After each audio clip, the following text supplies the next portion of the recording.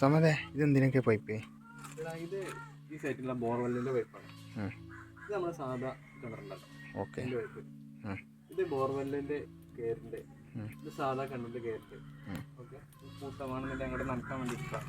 ഇതിൽ ഇങ്ങനെ കൊടുത്തിട്ട് നേരെ നമ്മൾ നേർക്കും കൊടുത്തിട്ടുണ്ട്, നനക്കാൻ വേറെ കൊടുത്തിട്ടുണ്ട്. അങ്ങനെ 5 പൈപ്പ് അവിടെ. ഓ, എന്താ സാർ അവിടെ കുപ്പി വെക്കണോ? ഇത് നമ്മളിപ്പോൾ പൈപ്പ് ഇറക്കാനാണ്.